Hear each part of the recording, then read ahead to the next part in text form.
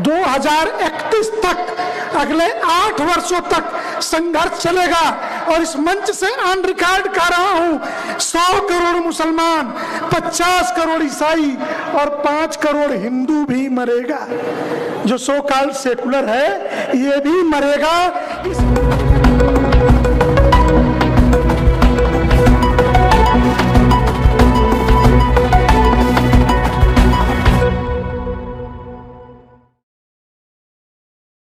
देश के अंदर लोकतंत्र बचा है या नहीं बचा है, संविधान लागू है या नहीं है, कई ऐसी तस्वीरें सामने आ रही हैं जिसको देखकर यह प्रश्न चिन्ह खड़ा हो जाता है। अमूमन ये देखा जा रहा है, तमाम एक तरफ के जो लोग हैं जो अपने आप को राष्ट्रभक्त कहते हैं, देशभक्त कहते हैं, लेकिन मरने काटने मारने की बात करते हैं। बातें ऐसी जैसे कोई आतंकवादी संगठन करता है, उस तरह से बात की जाती है। लेकिन कानून व्यवस्था जो है उनके लिए बहुत लचीली है, उन पर कोई भी कार्रवाई नहीं होती है। वहीं एक तरफ ये देखा जा रहा है कि एक छोटे अपराध में भी मैक्सिमम सजाएं जो हैं वो आरोपियों को दिलवाई जा रही हैं। नमस्कार, मैं मोन्टू राजा, एंटी करप्शन इंडिया से स्वागत है आपका। कहा जाता है देश के अंदर तमाम बड़ी जनसंख्या है, अलग अलग जगहें हैं, तो वहां पे तमाम सुविधाएं उपलब्ध नहीं हो पाती हैं। सरकारों की कोशिश रहती है कि तमाम देश के हर एक नागरिक को सुरक्षा सुविधा उपलब्ध कराएं, मुहैया कराएं, लेकिन नहीं हो पाता है। समझते हैं इस चीज को लोग भी, लेकिन क्या कहें जब राजधानी दिल्ली के अंदर ऐसी स्थिति देखी जा रही है जहां पे मंच पे खड़े होके 100 करोड़ मुसलमानों को, 50 करोड़ ईसाइयों को और 5 करोड़ सेकुलर हिंदुओं को मारने की बात कही जा रही हो आगामी 8 सालों के अंदर। क्या ऐसे विवादित बयान देने वाले लोगों को अरेस्ट नहीं करना चाहिए? क्या कानूनी कार्रवाई नहीं होनी चाहिए? क्यों नहीं हो रही और कहां से इस तरह का बाहुबल मिल रहा है, कहां से शक्ति मिल रही है, अपने आप में सवाल है। विश्व हिंदू परिषद ने 14 अक्टूबर को एक आयोजन किया जिसमें तमाम जो भगवाधारी हैं वो पहुंचे थे।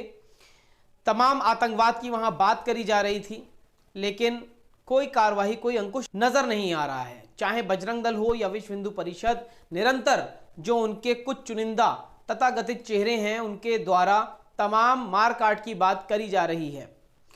क्या इतना आसान हो गया है इस आजाद देश के अंदर? क्या कानून व्यवस्था इतनी लचीली हो गई है कुछ लोगों के सामने कि एक तरफ अगर कोई संविधान बचाने की बात करता है, कोई रैली करता है तो उस पर अंकुश लगाने का प्रयास किया जाता है, वहीं दूसरी तरफ राजधानी दिल्ली के अंदर लाखों हजारों आदमी इकट्ठा होके मारकाट की बात करते हैं, माइनॉरिटी को मारने की बात करते हैं और सेकुलर हिंदुओं को मारने की बात करते हैं अगले 8 सालों के अंदर, और उस पर कोई भी कार्रवाई नहीं होती है। सुन लीजिए पहले महाराज क्या कह रहे हैं, उसके बाद चर्चा करते हैं। 2031 तक, अगले 8 वर्षों तक संघर्ष चलेगा। और इस मंच से ऑन रिकॉर्ड कह रहा हूं, 100 करोड़ मुसलमान, 50 करोड़ ईसाई और 5 करोड़ हिंदू भी मरेगा। जो सो कॉल्ड सेकुलर है ये भी मरेगा।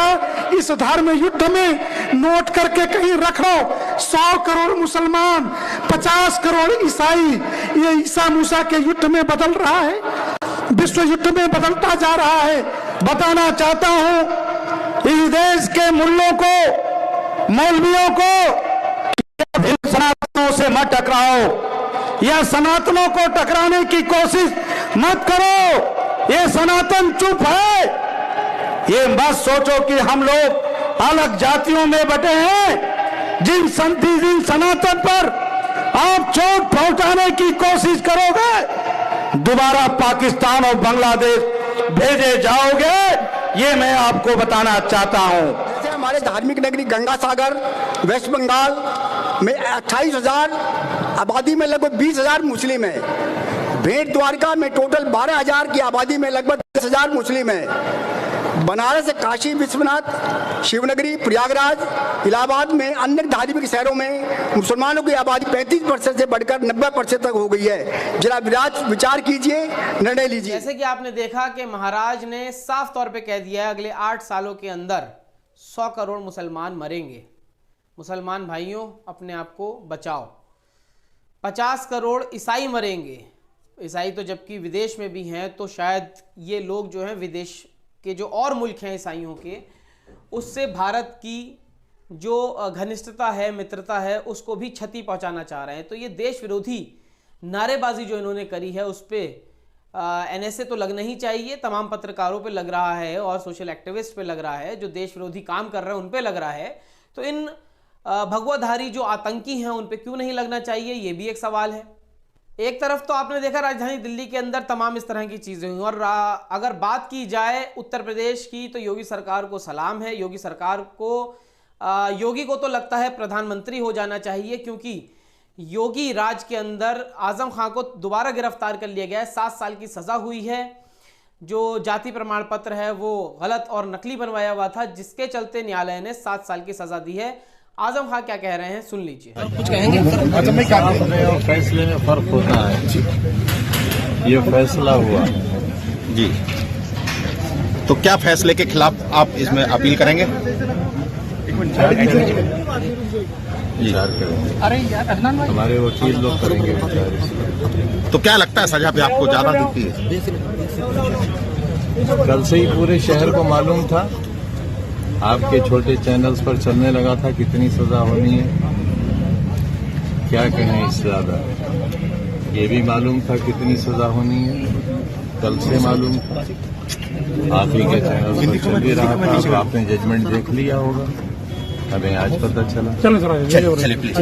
आजम खान ने साफ तौर पे कहा है इंसाफ और फैसले में फर्क होता है। ये इंसाफ नहीं है, ये फैसला है। फैसला सुनाया है योगी सरकार ने, उनका ऐसा कहना है। अखिलेश यादव ने भी अपनी प्रतिक्रिया देते हुए कहा है कि शायद आजम खान को मुसलमान होने की कीमत चुकानी पड़ रही है, क्योंकि इस तरह इतना बड़ा अपराध कोई नहीं है। वहीं अगर देश के अंदर बात की जाए, बड़े बड़े घोटालेबाज, बड़े बड़े हत्यारे, रेपिस्ट जो हैं वो बाहर हैं, उनको 7 साल क्या, उनको 7 महीने में बेल मिल जाती है। लेकिन अगर बात की जाए आजम खां की, आजम खां तमाम चीज़ों को बता रहे हैं कि उनका जो विद्यालय था और जो कॉलेज था क्या कुछ करता था।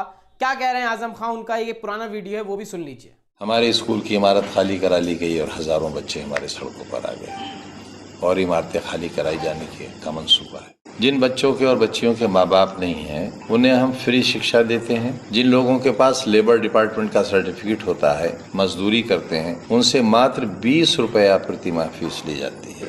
इसके बावजूद मौजूदा सरकार ने हमारी एक बिल्डिंग जिसमें रामपुर पब्लिक स्कूल चलता था और 99 साल की लीज पर था, लीगल लीज पर था, उसे जबरन खाली करा लिया और हजारों बच्चे हमारे आज कोई पंक्चर जोड़ रहा है। अब इस दर्द को सरकारें क्यों महसूस नहीं करती? वो इमारत आज भी खाली पड़ी है। हम नहीं जानते हमारा कल क्या होगा। आज आपके साथ बैठे हैं, अब से 2 दिन बाद हम जेल में ना हो। मेरा मानना यह है कि एक जाहिल व्यक्ति जमीन पर बोझ के सिवा कुछ नहीं है। तो जो लोग मुसलमानों को जमीन का बोझ बनाकर रखना चाहते हैं वो देशभक्त नहीं हो सकते। तमाम इस तरह के काम जो हैं वो आजम खां कर रहे थे, लेकिन उसके बाद भी जो सरकारी शिकंजा है वो उनके ऊपर कस गया है। अखिलेश यादव ने भी अपने बयान में कहा कि शायद उनको मुसलमान होने की कीमत चुकानी पड़ रही है। वहीं अगर उनके वकील की बात करें, जो विपक्ष जो पीपी था बेसिकली, उसने क्या कहा है वो भी सुन लीजिए।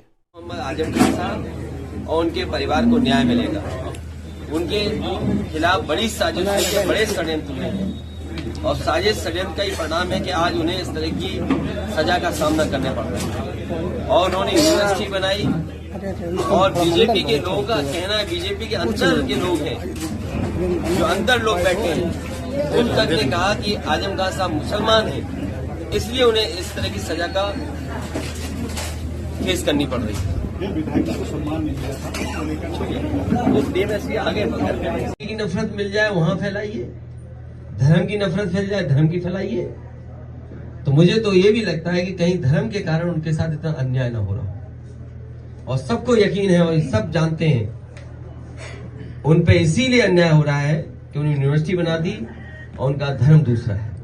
ये अब्दुल्ला आजम, श्रीमती तंजीम फातिमा और मोहम्मद आजम खां तीनों 420, 467, 468 और 471 के दोषी पाए गए थे। अदालत ने सज़ा के बिंदु पर उन्हें सुना और अभी सभी को मैक्सिमम 7 साल के कारावास से दंडित किया है और साथ ही साथ जुर्माने से भी किया है, जो अधिकतम 15,000 रुपये है।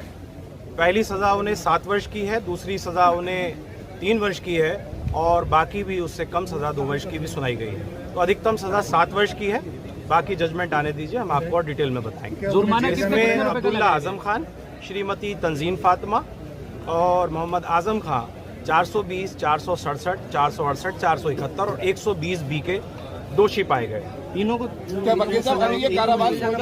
तीनों को कारावास हुआ है। आजम खान की बीवी बीमार ये है। 2 जन प्रमाण पत्र का मामला था।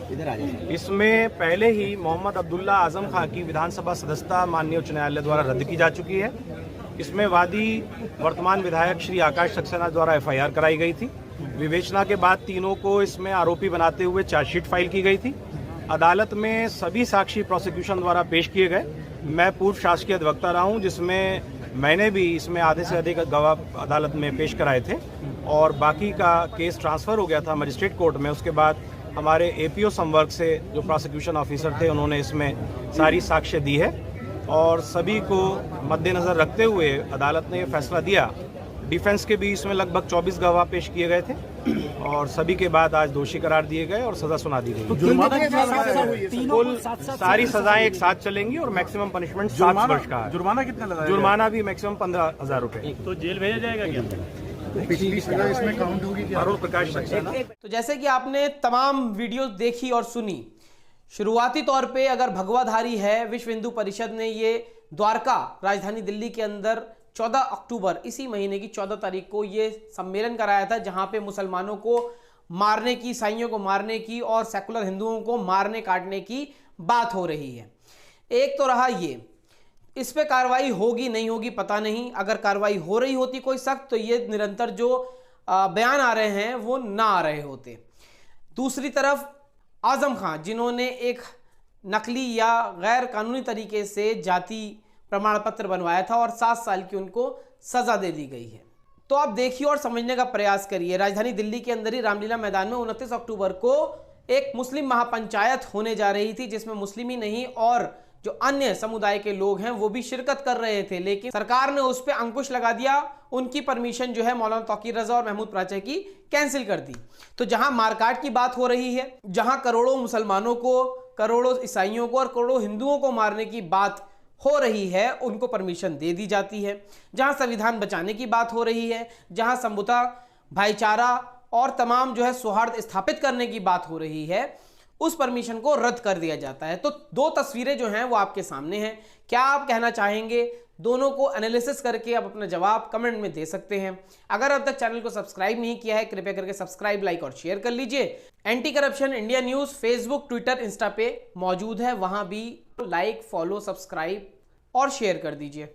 अगली अपडेट के साथ आपके समक्ष फिर प्रस्तुत होंगे। नमस्कार।